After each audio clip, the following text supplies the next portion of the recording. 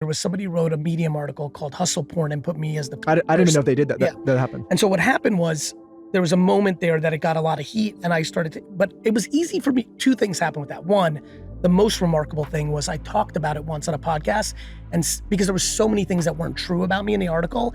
And I said that I felt bad for the person that wrote it, not for me. And then that person reached out to me recently and I sent it to Sid and Andy because it was a big moment on our team, Gary at the time.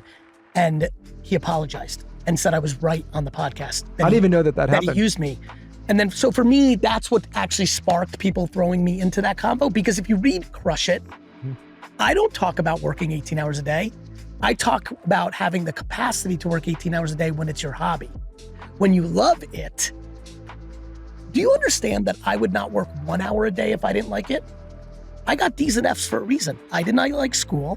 And I believe that I'm part of a very rare club. As a matter of fact, Gary at vfriends.com, if you're part of this club, because I know there's not that many people, so I don't think my inbox will get flooded. Don't email me otherwise. Please, I got too much email. But if you're one of these people, email me. Are you part of the, I never opened my book, I never did a single piece of homework, and I never studied for an hour or more in your entire 4 years of high school? Please email me, because you and I are part of I am an all-time remarkably poor student. From freshman year to high school at North Hunterdon High School in New Jersey, I did not do one piece of homework in 4 years of high school. I never submitted a book report. I did my Scantron as A, B, C, D, E, like complete random. And I never studied once, not an hour in 4 years of high school. My capacity to work hard when I don't like it is zero. My job, my career is my hobby. I treat working the way people treat skiing and vacationing and cooking and watching Star Wars and playing video games. It is my great hobby. So when people tried to throw the hustle thing at me, I was like, the receipts exist. Go watch my content.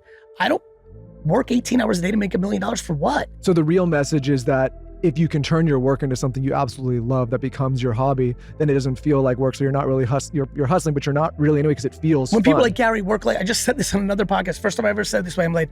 They're like, yeah, but Gary, I work 9 to 5. I have great work-life balance. I'm like, do you like your job? Nah. I'm like, you don't have good work-life balance. You have 40 hours a week that you are fucking miserable. I also disagree.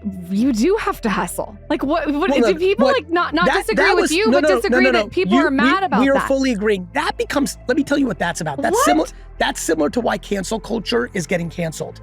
That was the manipulation of a word. When the word hustle meant hard work, we all agreed on it. What happened was society manipulated the word hustle into work so hard in such an unhealthy manner that you will get sick or suicidal, all for the chase of money. Yes. My definition of hustle is hard work is one of the ingredients to make something happen. That'd be like saying to everyone, good news, you don't need to go to the gym or eat right, and everything is gonna be awesome.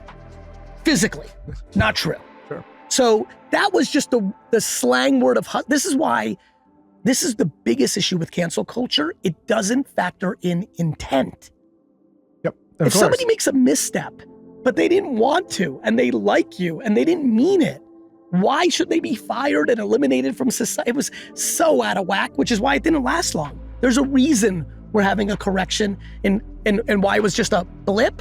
It's not sustainable. It's not right. Yeah, it's why, like, honestly, we never, and I think it comes with having, like, a lot of people in that moment were maybe new or just getting started finding their foot. We've been doing this for so long now, not as long as you, but that it felt like a blip in time. 100%. And I kept looking like there's no way you can sustain this way. And people would get frustrated that we wouldn't take it more seriously. But I'm like, it's not something. How are you not allowed to? By the way, I stopped using hustle during that time and just used hard work and work ethic.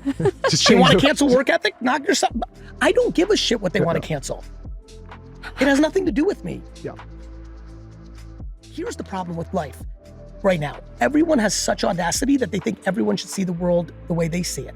Oh, please. I have deep conviction of how I see things. I'm me. I'm Garyvee. I write these. But when I tell you, I totally understand why people don't see it the same way. I have conviction that organic social media is the single most important starting point to marketing. I equally spend my career 7 hours, 10 hours a day, because I split it between VFriends and Vayner, with people who think a TV commercial is the most important thing. I think I'm right. I think they're stuck in yesterday. But guess what? I'm not mad at them. I don't hate them. I don't think they're stupid. I think they'll be proven to be wrong. I don't think in 2024, spending $4 million on making a commercial for television on a non-streaming service on network TV or cable is a good idea. I think it's actually the stupidest idea. But I'm not mad at anyone if they see it differently. What's a bad day look like for you? One of the things I'm struggling with right now is that with 2,000 employees, and I'm so HR driven, the PET team, the people and talent team, always tell me when something bad has happened to an employee anywhere. This is a big part of me wanting to be the human CEO I am, to the point where I'm actually debating maybe not doing it anymore. Because now at 2,000, when it was 50 people, 80 people, and everybody was 22, we were cruising. Nobody's parents were dying. Everyone was 22. Nobody's parents were dying. Nobody lost a baby. Nobody had kids. Like, we were cruising. I was like, I'm the best. Meaning I'd have to hear about it once every few months, and I would lean in. Now at 2,000 people, many of which are 40, 50, 30, things happen. People's siblings die. People's parents die. People lose a baby. People get sick. People themselves get sick and hurt. We had an incredible teammate get murdered in Brazil, I think, Colombia. So the weight of a day-to-day negative thing of people I care about that work with me, heavy. So a bad day for me would be getting bad news about somebody in one of my companies that's happened to them, because I'm very emotional. And so I take things on. I'm able to compartmentalize. That's what I'm great at. I can deal with it. But I would tell you, my bad days are only left for cancer, death, terminal illness, car wreck, burnt house down, losing money, somebody saying I stink. Like, fuck that shit. I want you to talk about that a bit, because you've said that for a very long time. And I think a lot of people starting out with that perspective, some people get, as we've become parents and been married and all this, I really lean into same theory. Like, if something happened to her or my kids, that's a real thing. Look, you're in losing a little money. Even let's go to the full extreme. You guys are really in it right now. You're on the precipice of building your empire, right? What if it went to dead zero tomorrow? Devastating. You've worked really hard. I'd figure it out. Of course, that. You have to have that. You have to have that. You can't be scared. You know why? Because you have no choice. Right. I don't understand. People think they have optionality to step backs. Everyone's so scared of losing, they've lost. Everybody is so scared of losing that is listening to this right now that they've already lost because of the fear of losing. What about the forever student? Oh, right. They just read about it and never do about it? Yeah, they're the forever student. I don't know. I was that about health and wellness from 28 to 38. I was talking to myself for a decade about I have to get into better shape. I have to eat better. Fuck, I have all these goals and dreams. I'm not going to live to 100 if I keep eating foie gras and fucking never go to the gym. And then at 38 and a half, I finally got serious about it. And I've started taking my health more serious over the last 10 years of my life.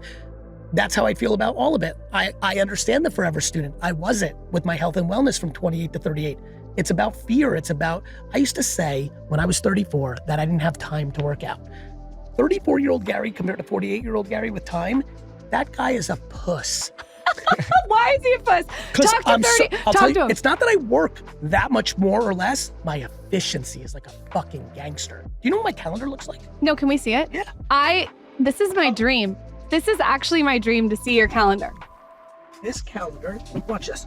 My calendar is super early, and look at this, 15 minutes, 40 minutes, 30 minutes. There's no lunch. There's no. You've always done it this way, yeah?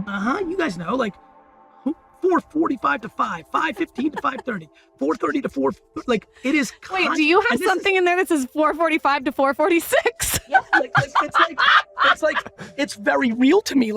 Shower in there. My efficiency. Me learning as an operator that every 1 hour, here's a big one for all the entrepreneurs out there. Every hour meeting you have is actually a 30-minute meeting. A minimum day for me is 10 hours of operating, no lunch. I barely go to the bathroom. It's 10 hours, right? Right? Every day. And by the way, that's the minimum. There's plenty of 8 a.m.s to 11 p.m. and all that. Listen, I love what I do, but I'm in or I'm out. On the weekends, I'm see ya. Vacations, see ya. Jets game, double see ya. Like, you could tell me the world's burning down. I'm like, this game's not over yet. You know, like I carve out that time. And I've definitely evolved in an ebbs and flows with your personal life of like, there's times where you could triple down on work. There's times like you find different variables in different chapters of your life. There's no, I also have no ideology to my work ethic. Like, I'm also comfortable changing my mind tomorrow and never working again. It's a fluid situation. Like, it is what it is. I focus on one thing: enjoyment, satisfaction, happiness, and currently this is working, but if it changes, it changes.